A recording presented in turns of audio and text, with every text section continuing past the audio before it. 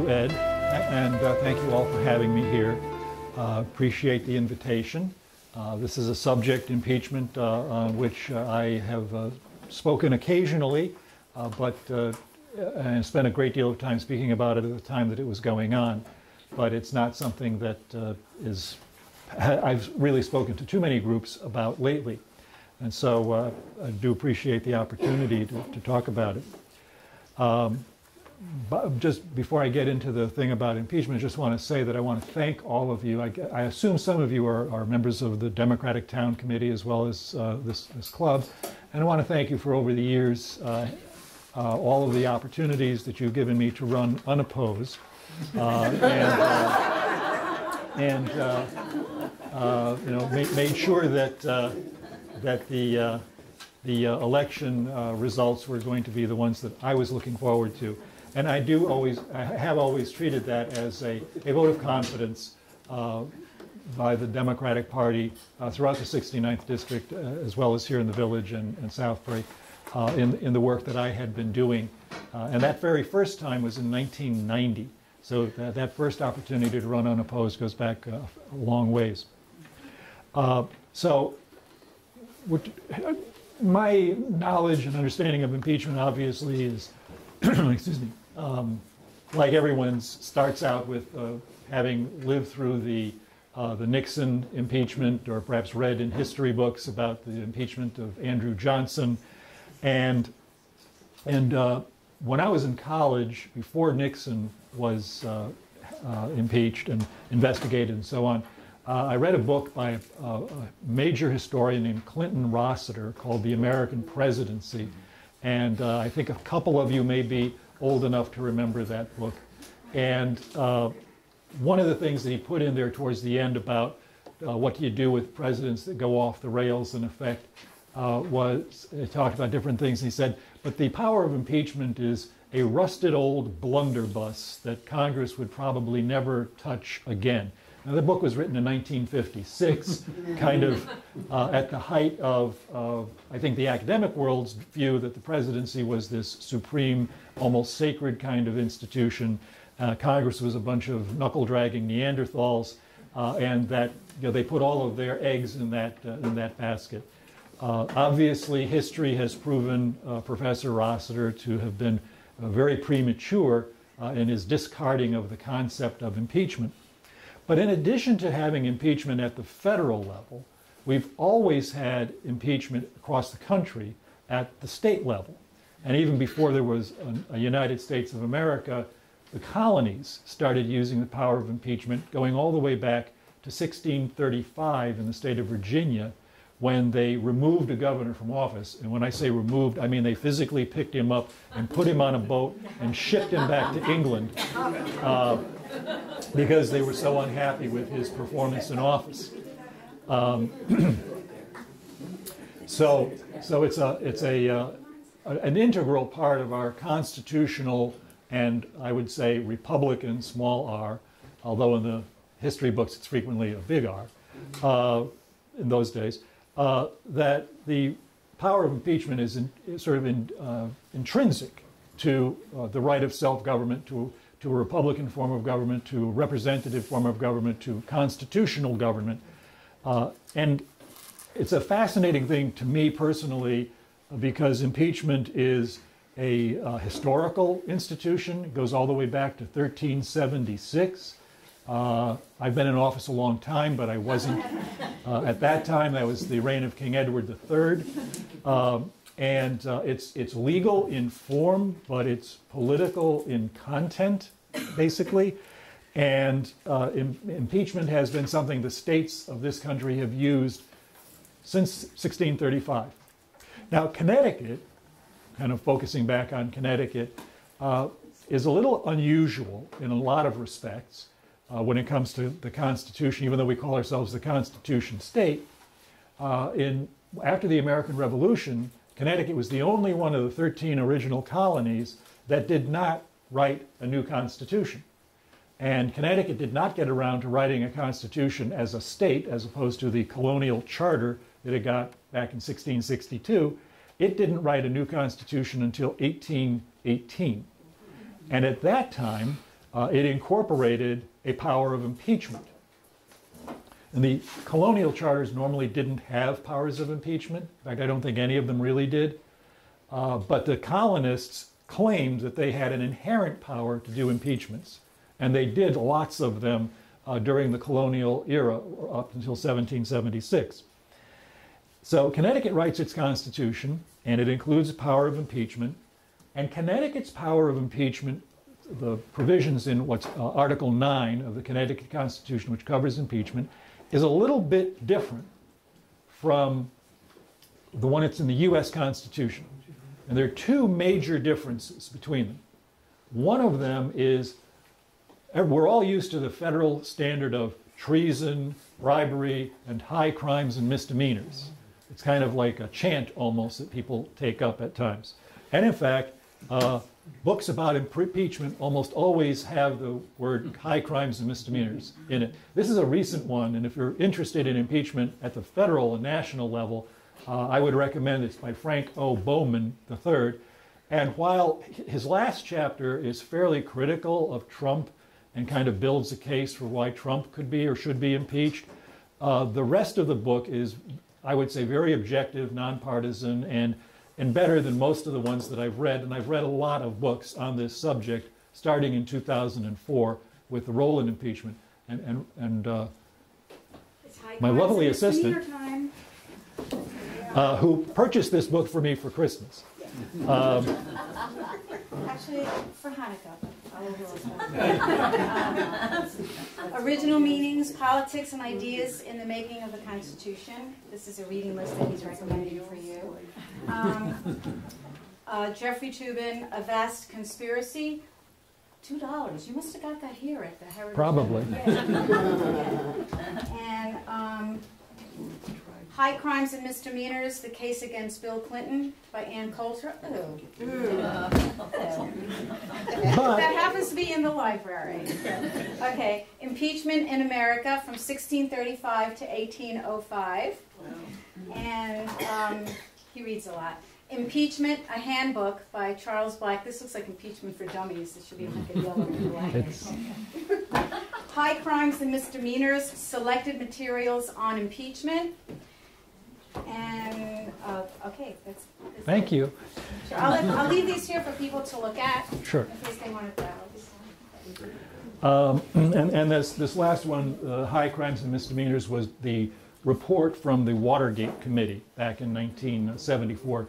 It's got a foreword by Peter Rodino, and it has their standards of what they saw as impeachable conduct back in 1974, which was basically revised and not much different in 1998. And even in the most recent impeachment, it's basically very similar to what you would see in that 1974 rendition of what the standards for impeachment ought to be. Now, the big difference in Connecticut is the Constitution does not have that language, treason, bribery, or high crimes and misdemeanors.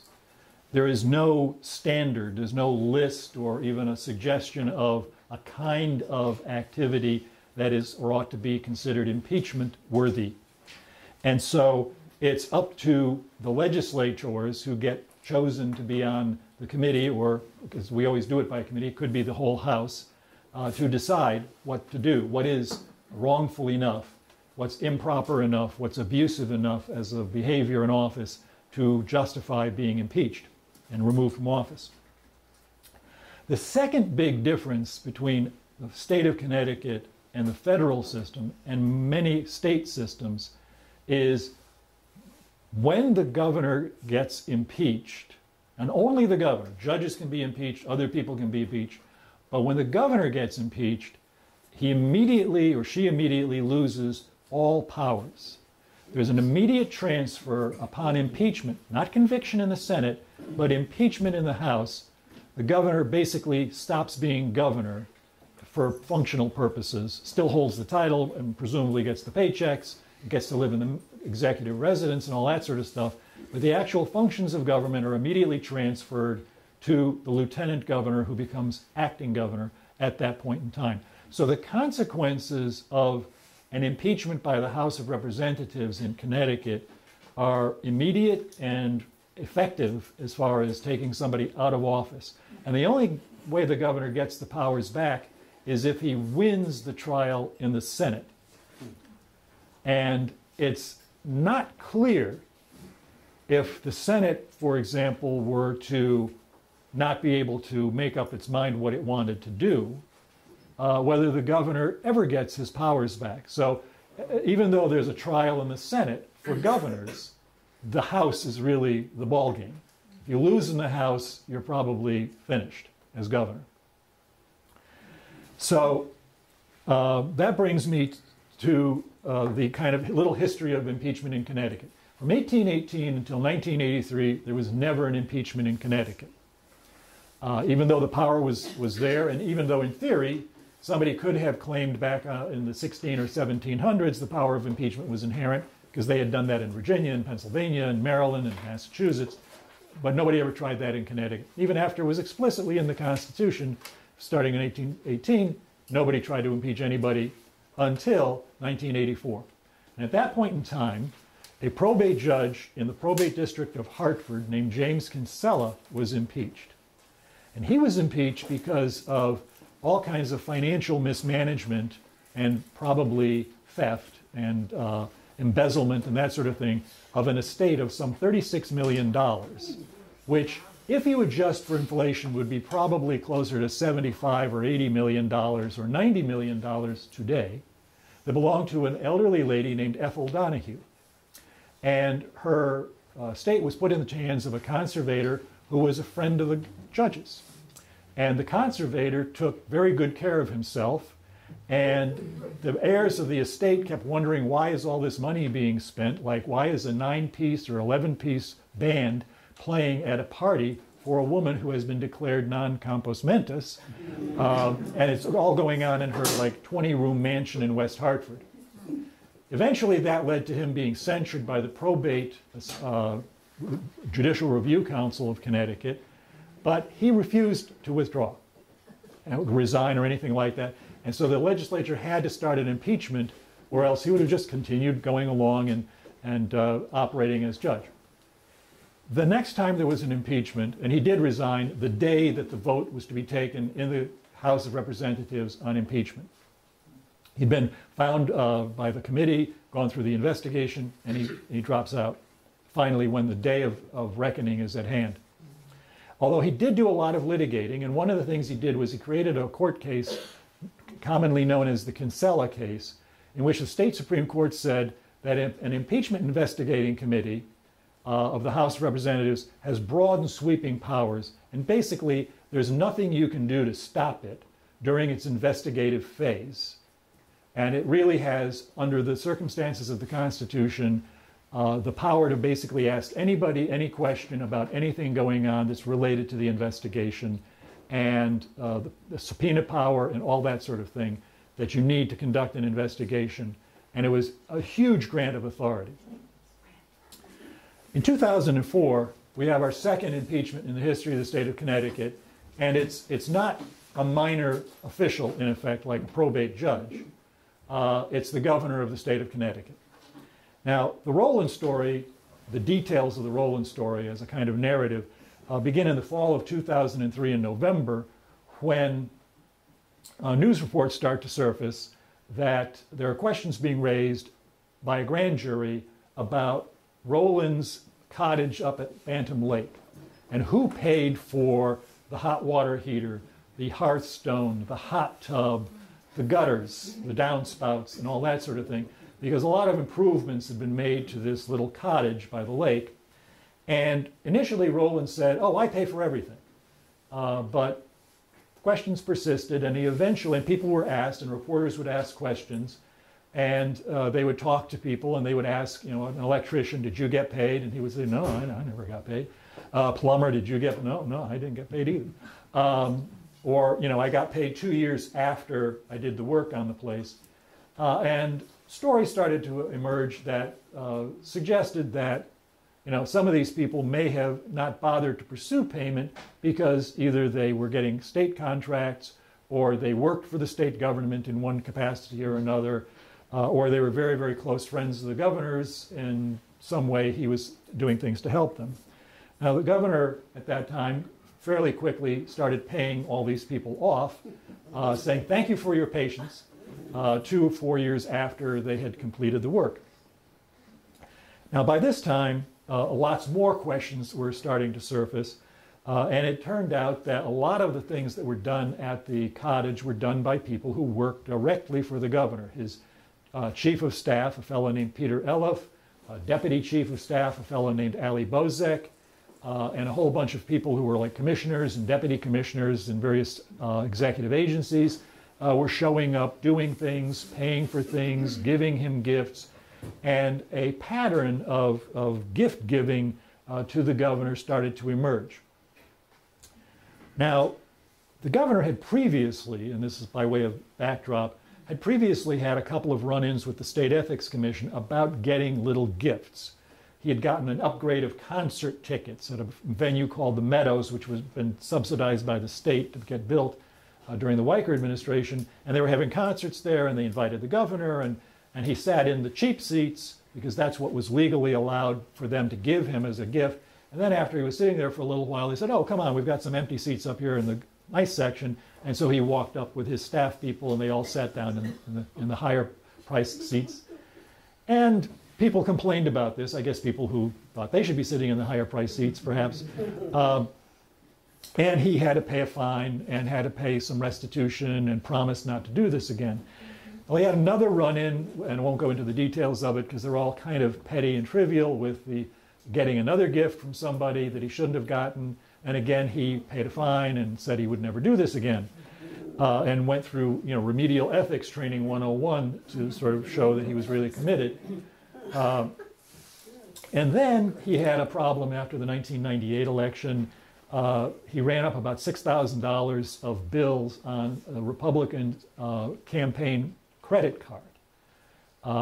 And he got into trouble with the Elections Commission over that one, although it was a kind of similar ethical type of issue whereby he was basically billing somebody else for stuff, when you go buy a suit or take a trip or buy some nice meals and stuff like that. So he had a succession of these things that were public knowledge, and he had always been saying, yes, I understand I have to be careful about ethical violations and not getting gifts that I'm not entitled to. And then, as part of this stuff about these improvements at the cottage, he went on TV after first denying it for several weeks with the press. He went on TV and said, in effect, mea culpa, I did it, I'm sorry, I made a mistake. There was sort of a suggestion that was hinted at, I don't think he said this in the TV speech, that it was really somebody else's fault because after all his wife was in charge of the family checkbook. That sort of sounded like he was tossing his wife under the bus, and he quickly kind of retreated from ever suggesting that, but people around him had kind of hinted that he was kind of focused on being governor and somebody else should have been doing that. Turns out his checkbook was actually managed by his secretary who worked for him in the governor's office, and some information trickled out about that a little later. She would write checks to cover his personal bills, and discovered one day that the checkbook was about to become unbalanced. The checks are going to start bouncing. So she wrote out a check from her personal account, and put it in his personal account to cover the checks that she was writing, to cover the stuff that he was spending. And the following month, the same thing happened. And the following month, the same thing happened. This went on for several months until she got to about $4,000 or $5,000, at which point in time she finally did get a reimbursement from the governor to replenish money that went into from her account to his account. But it had the look and feel of a gift from a person who he immediately supervised. I mean, his secretary sits right outside his office and screens his calls and handles his checkbook. Wait, wasn't your husband appointed? I'm sorry, oh yes, and her husband was appointed to be a judge by the governor. You're so suspicious.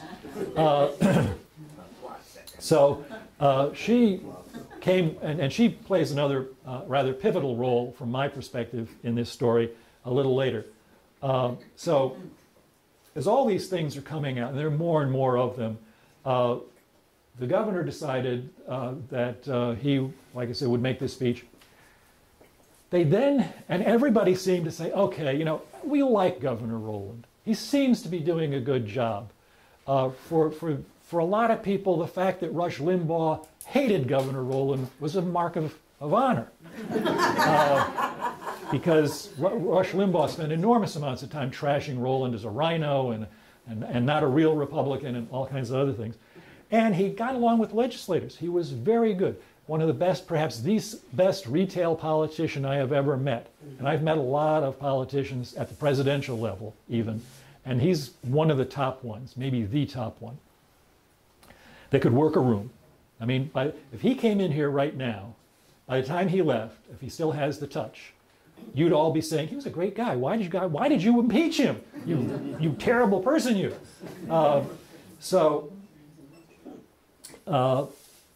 He decides to go to a traditional event, and you probably saw it a couple of weeks ago. Governor Lamont went there, and Fasano went there, the Senate Minority Leader, and it's the Middlesex Chamber of Commerce Christmas party.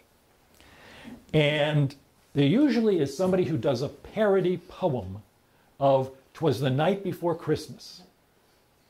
You know, that famous thing that was written back in the 1840s or something.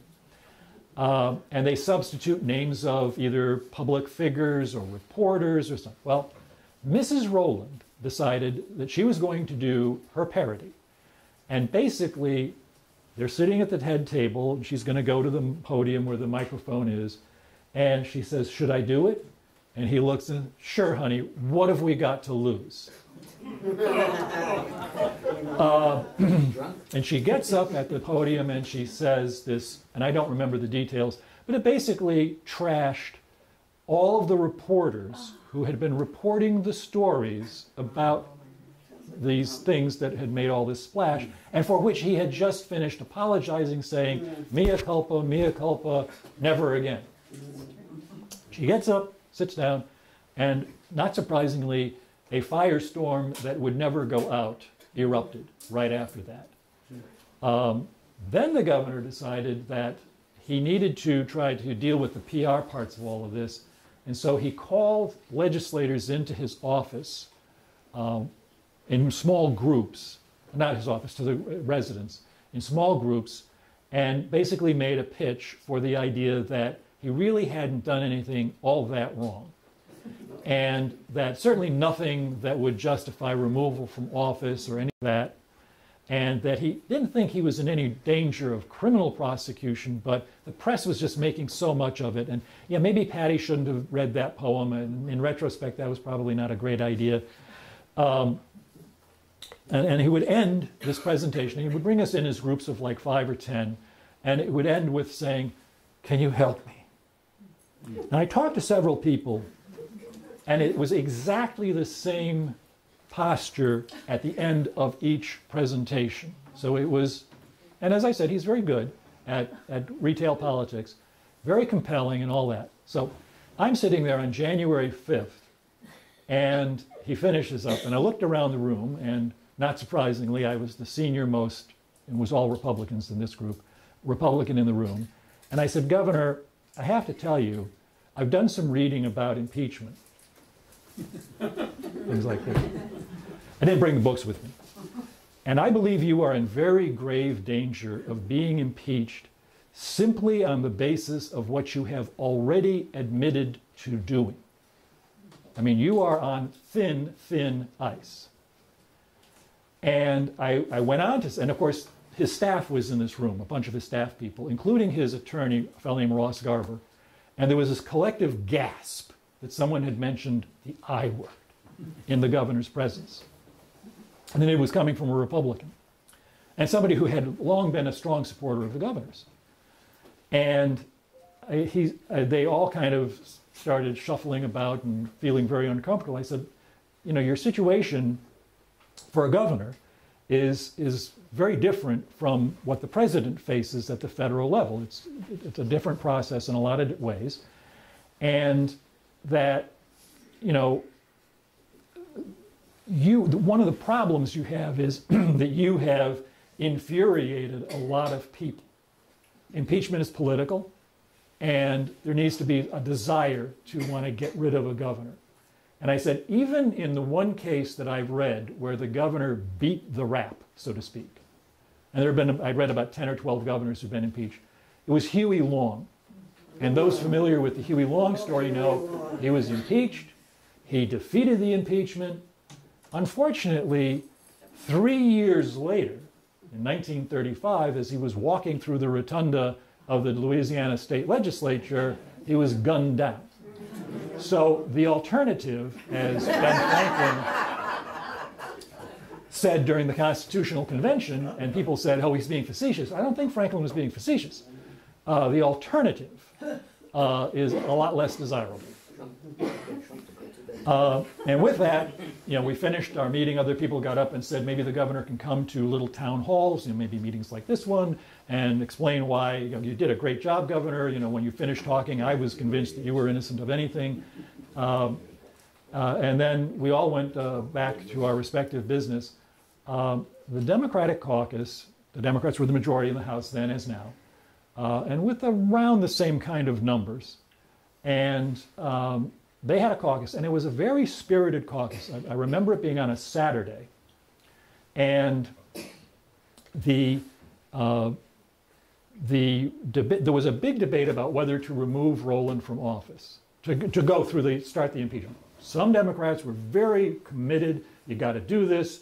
Some of them just didn't like Rowland because he had opposed them on policies, and they opposed him on policies, or some personal kind of thing. Other people were saying, no, impeachment is, we just went through this mess with Clinton. Basically, we don't want to do this again at the state level. We don't want to bring Washington into Hartford. And, Rowland's done a good job. We've made deals with him on getting budgets passed and legislation passed and people appointed to be judges. And, he's not an unreasonable guy. And so this debate kind of went on within the Democratic caucus about whether the issues were sufficiently serious that he should be removed and so on. During the course of that caucus, news reports started saying that the grand jury investigators had moved Rowland from being a subject of the investigation to a target of the investigation. This was about 5 o'clock on a Saturday afternoon. So they continued caucusing later, and eventually the decision was made that, yes, we're going to go forward. We think that we should go forward with the caucus. Republicans had previously said that we had caucused, and we basically were all drifting by the middle of January, a few days after my presentation with the governor, when I talked to him, that his situation was critical, and that really it couldn't go on any longer, like the way it was going, and that some people said he should resign, but he had not had any inclination of doing that. And so we agreed that if the Democrats wanted to do an impeachment investigation, we would not try to obstruct it. We would participate. And on January 26th, the House of Representatives, Connecticut, for the first time, so far only time in its history, voted 140 to 0 to create an impeachment committee that sometimes I like to read the full title of the committee. Was that 2004? 2004, right. Okay, thanks. And it was the committee to investigate, a select committee of inquiry to investigate whether Governor John G. Rowland should be considered for impeachment. And it's a long title. We always abbreviated it to the Committee of Inquiry, because that was with the first 3 words. So the Committee of Inquiry was created, and the members were appointed on January 26th. I was appointed as co-chair upon the recommendation of the House Minority Leader, a fellow named Robert Ward. The committee was equal Republicans and Democrats. There was a Democratic co-chair, a Republican co-chair, and then 4 other members from each side of the aisle. And we immediately went to work gathering information. Our first step was to hire legal counsel, because unlike Washington, we do not have a big staff of attorneys, especially that have any kind of experience investigating things. We have people who know how to write bills and amendments to bills and read legislation and review stuff like that. They're basically sort of like in-house counsel to a large extent. None of them really have much in the way of experience as trial lawyers or criminal investigators. So we had to interview attorneys, and it was, interesting that there was a large bunch of people. I have them out in the car, if anybody's interested. I have a file folder full of all the applications of different people who wanted to be the attorneys to handle the case. And some people wanted to go with a local Connecticut firm. But the problem was that all the big firms were conflicted out because they had done business with the state, they'd done business with the governor's office. One of them was the firm to which Ross Garber had been a part of, and so on. So you were kind of left with smaller firms, and even a lot of the 20, 30-person firms were involved in some aspect of state government business. So there was the firm that had handled the Kinsella case, but they only had 3 lawyers, or 4 lawyers that, in the whole firm. And when I asked them, supposing we start getting sued, like every day someone sues us, trying to stop this investigation, block us in court, because that's what Kinsella did. But it's not just going to be one person, one little probate judge. It's going to be everybody who's done business with the governor, electrical contractors, people at these banks, people at financial institutions. All of these people are going to potentially be subpoenaable. What are you going to do? And they said, well, we'll devote adequate resources. I said, well, how many lawyers are you going to devote to just this activity? And I said, well, maybe a half of one. And so we ended up settling on a law firm and its principal attraction was a fellow named Stephen Reich. He had worked on the Clinton impeachment in Washington. He had been on the defense side of that. But he had a lot of experience, obviously, with the issues of impeachment and with white-collar crime. He had been a former federal prosecutor. And the Manat firm was a political firm in the sense that they had offices in Washington, D.C. They kind of understood the look and feel and touch of politics as opposed to other people who don't necessarily understand what goes on in government the same way.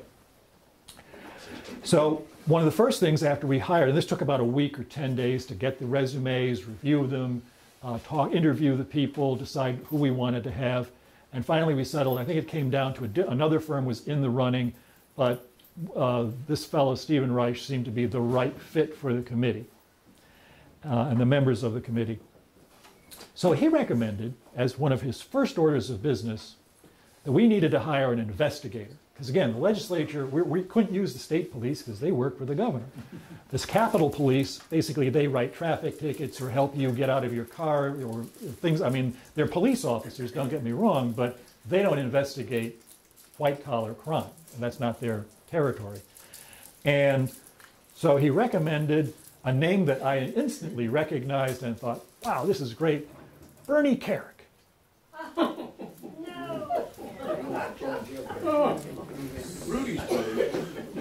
Now, Stephen Reich is basically oriented towards the Democratic side of things. Bernie Carrick is a Republican-oriented sort of guy. And I thought, okay, this is a balance. We've got Republicans and Democrats on both sides of this. The chief legal counsel, the guy who's giving us the legal advice, is going to be sort of like a Democrat. The guy giving the actual walking out, gathering the evidence. And he's a police officer by background, so he's got an obligation and a history of investigating stuff. So we sort of announced this, let it out. I think we leaked it to the press that we were thinking about Bernie Carrick. And about 12 hours later, a reporter calls me up and said, "Are you aware that Bernie Carrick had to withdraw his nomination for being Homeland Security Secretary because of his illegal activities, that he agreed that he had done something illegal?" And I said, gee, no, I didn't. I wonder why nobody else had Googled the name Bernie Carrick, because that's where you found that out. And so the reporter says, well, I just thought you'd like to know. I'm going to be writing a story about this, but you might want to be prepared. Do you have a comment you'd like to make now, or do you want me to call you back in a couple of hours so you can think about what you want to say? And one of the comments, one of the things that you have to deal with, or you do deal with in politics, is the press is part of the process. They expose things. They help you out by warning you, like this reporter did, of a problem you might have.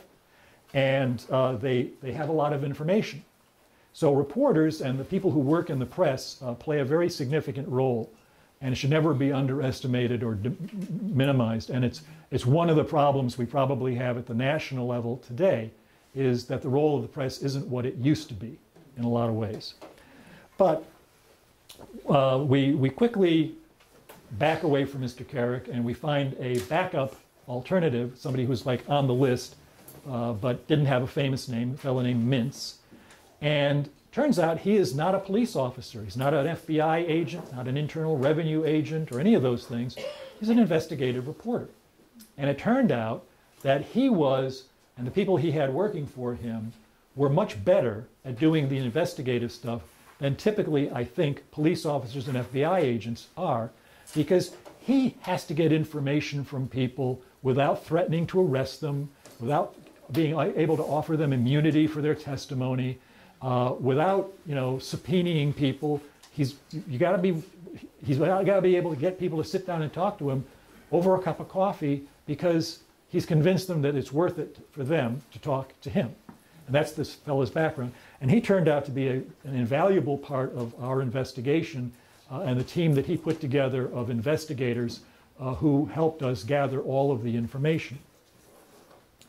So now we have our legal counsel, and we have our investigator, with a little bit of a hiccup in there because of Ernie Carrick. And so the next thing we had to do was start figuring out how we were going to do this investigation, because there were so many issues that had been popping up with respect to the governor, with gifts he was getting, his apartment down in Washington, D.C. that he bought and sold and rented, and it looked like there was some questionable issues there. And then the underlying thing that had started the grand jury investigation originally, which was the Connecticut Juvenile Training School, and how that got built and what went into the decision about who to hire to build it and that sort of thing. So we started trying to prioritize things. And one of the things we decided on was that we had to have rules of what is an impeachable offense before we looked at the evidence. And we relied to some extent on the stuff that came out of Washington, and to some extent on the Kinsella report. And the conclusion that we reached is basically that it's an impeachable offense when you abuse the office that you hold. You abuse the powers of the office. It doesn't have to be a crime, although crimes can certainly be the basis of an impeachable offense. And it's really an offense against the order of the government. It's against the constitutional order of things, and a disrespect of laws in general, especially the kind that apply to public officials in particular.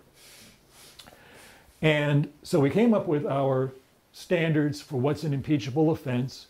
We had to develop procedures about how we were going to conduct the investigation, issuing subpoenas to people, conducting depositions, although I got into a big argument with Roland's criminal defense attorney over whether what we were doing should really be characterized as depositions, and then how we were going to present this evidence once the time came, once we had gathered the information.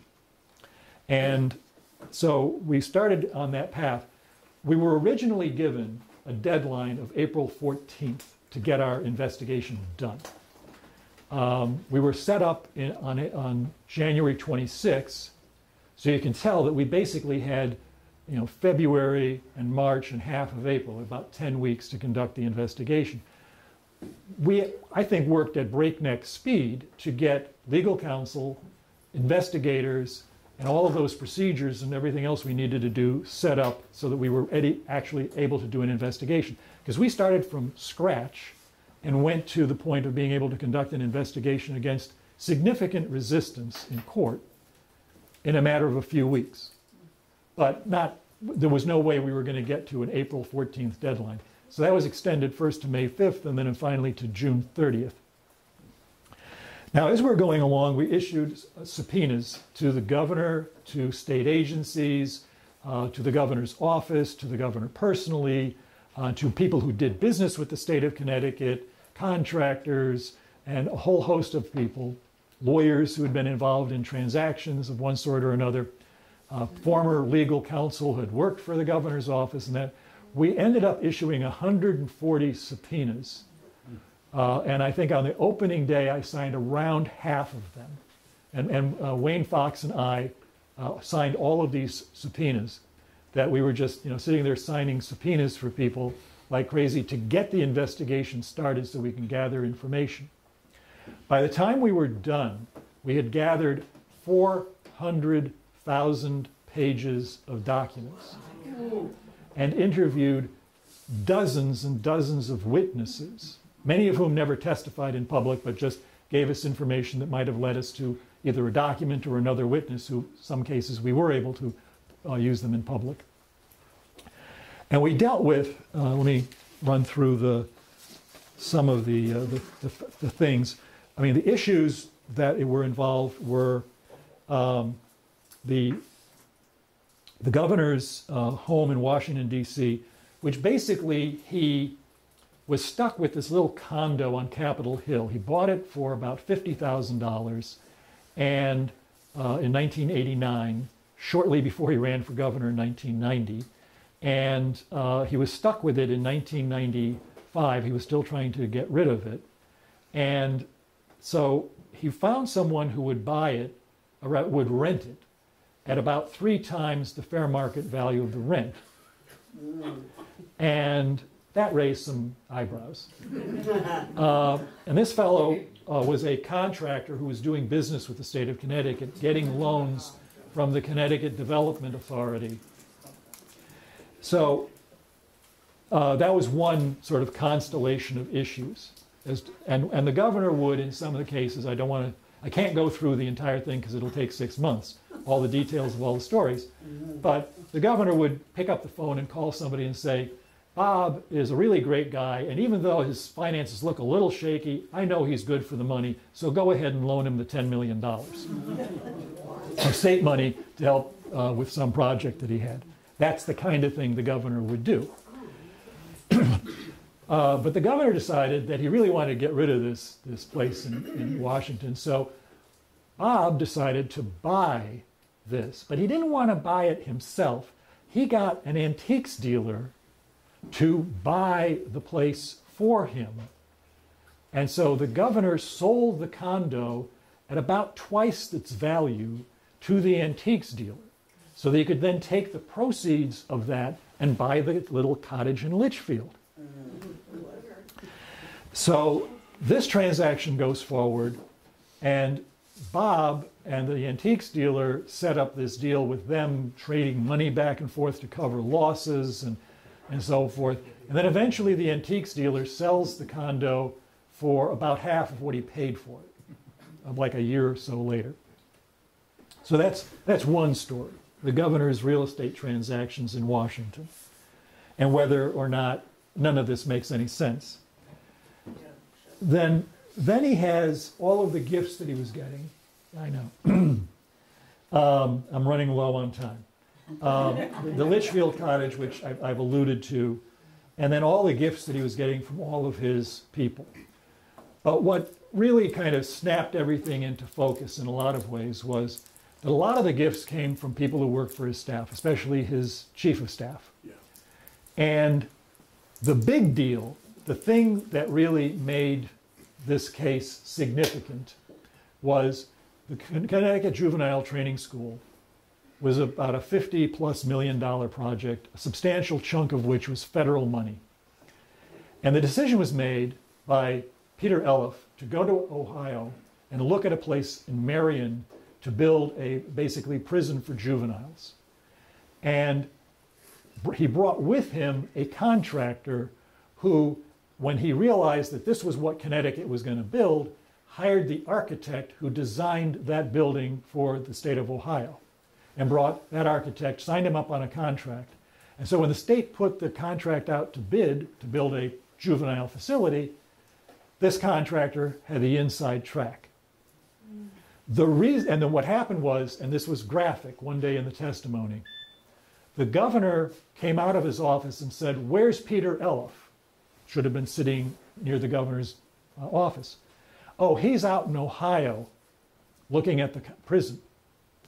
And the governor said, "Peter knows that he shouldn't be out there with the contractor. Damn him," or other expletives deleted, goes back into his office. This testimony came from the secretary who was writing the checks to cover the bouncing checks of the governor's account. And she thought she was doing the governor a favor by saying he was very angry that Peter did this. What she didn't appreciate, I don't think, was that what the governor should immediately have done was fired Peter Elliff and canceled all of the contractual activity that were related to what Elliff had done. But he could not do that because Peter was the guy who provided him with a hot water heater, a weekend in New York, scuba diving down in Florida, a ski weekend up in Vermont, and lots of other little goodies along the way. And that really is the abuse of office that occurred when the governor no longer was governor. He no longer was the master of the governor's office.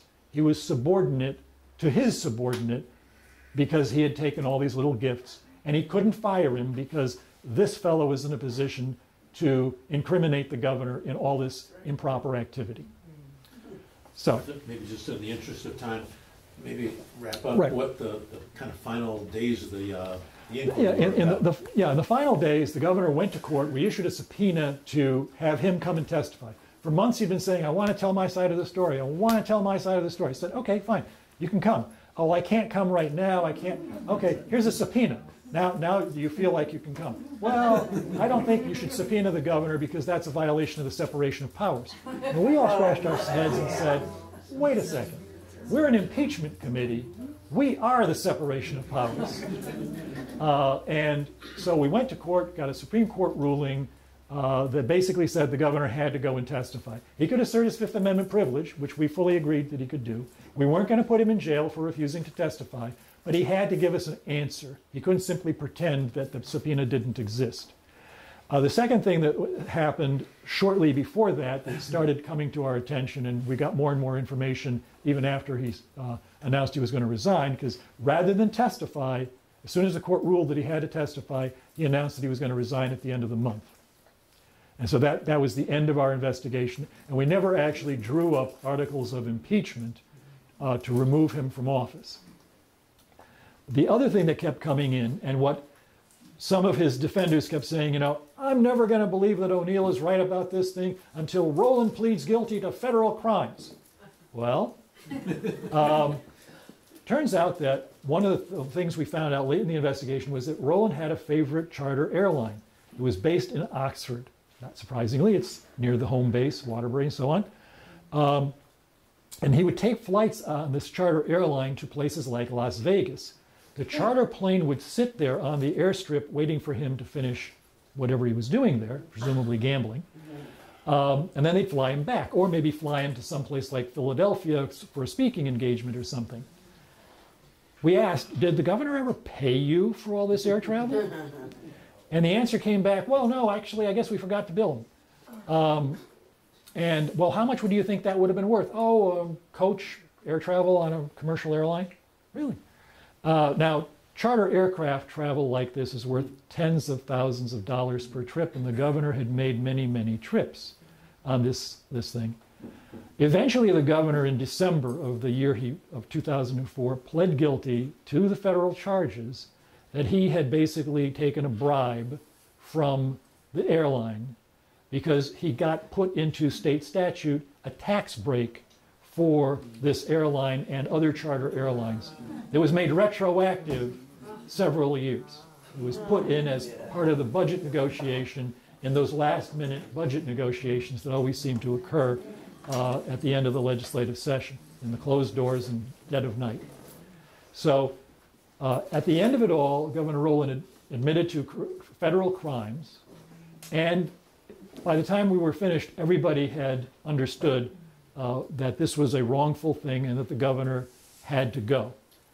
One last thing in terms of attitudes of the public. When we started the investigation, Quinnipiac University did a poll, And the poll asked, do you think the impeachment committee is going to do a good, fair, honest, trustworthy job? I forget all the words they used, but that was the gist of it. And 40% of the people said yes, 40% of the people said no, and 40% of the people said, gee, I don't know. A month later, 5 weeks later, after we had been explaining what we were doing, hiring legal counsel, doing what we were doing, Quinnipiac did another poll, asked that same question, and the results were, do you think the impeachment committee is doing a good, fair job, and so forth and so on? And the numbers were 80% yes. In 5 weeks, we were able to do that. And that's one of the important things about an impeachment investigation and process, is you have to bring the people along with you.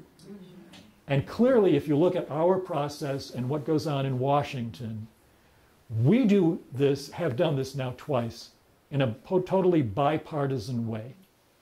We do it with total buy-in by everybody on how this has to be done, and by a kind of institutional loyalty that transcends partisanship that we see so much of in Washington, and I guess in some other states as well. But this is, something that I think people have looked at, I've been told, in other parts of the country, when they get a situation like this, like the Attorney General, I think it was in Utah, was being investigated for the idea of being impeached, or maybe it was Nevada, but one of those square states, and out west, that when they ask people, is there a model of how to do an impeachment, they say Connecticut did it right with its governor, and that's how you should try to do it if you can. That's what we did, and as I say, a big piece of it was bipartisan. A big piece of it was taking the time to gather enough evidence so that we really knew what we were talking about. And unfortunately, just so you know, maybe I shouldn't say this, always a bad opening line when somebody says, people have told me not to say this, but the cost was not insignificant. It cost $6 million. For the inquiry. For the inquiry. We had, at the very end, at the height, rather, not the very end, but at the height, we had 23 lawyers working for the committee, not including our in-house staff counsel, not including the lawyers from the Attorney General's office who were fending off FOI complaints by the news media. They didn't think we were giving them enough information fast enough. And we had to pass a special law to give ourselves an exemption from that. And not including, trying to think of who else, there was another group of lawyers that were helping us out at various points in time, as well as 12 investigators. For comparison's sake, the FBI didn't have half as many people working on the Rowland case, and they spent 2 to 4 years, I'm sorry, 2 years roughly, building their case. And they didn't know about the airline travel. And through our back channel conversations with the grand jury and the U.S. Attorney's Office, they kept saying, if you guys are looking for an indictable offense, you're never going to find it. He's too clever for that. When we exposed the airline travel, they immediately called us up and said, send us everything you got. Thank you so much. Thank you. Against him, because I thought that was an interesting title. Yeah, one of the problems is, and we heard a lot of it a couple of months ago, quid pro quo. To convict someone of actual bribery under the federal bribery statutes is really difficult.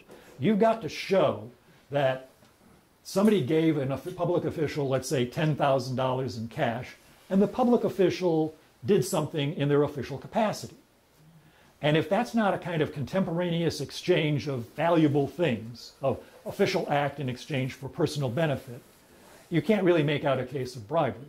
And in most cases, over the last several decades, the way it works is that somebody, Governor, here's some free tickets. Governor, here's a free round of golf.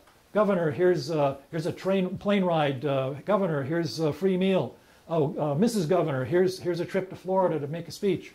And then, after a year or two of this ingratiating process, Governor, can you do me a favor? No. And then the governor does the favor. And the key for the feds is that all of these benefits that the public official gets are probably illegal to begin with. They shouldn't be getting this stuff. Certainly under Connecticut law they are. And we have very strict rules, ethics rules. You can't get a lot of stuff as a public official. Some states, they let you have a lot of gifts. Standards are either there's 0 standards or they're very high numbers. But in Connecticut, it's like $100. So the other thing is that you keep it secret.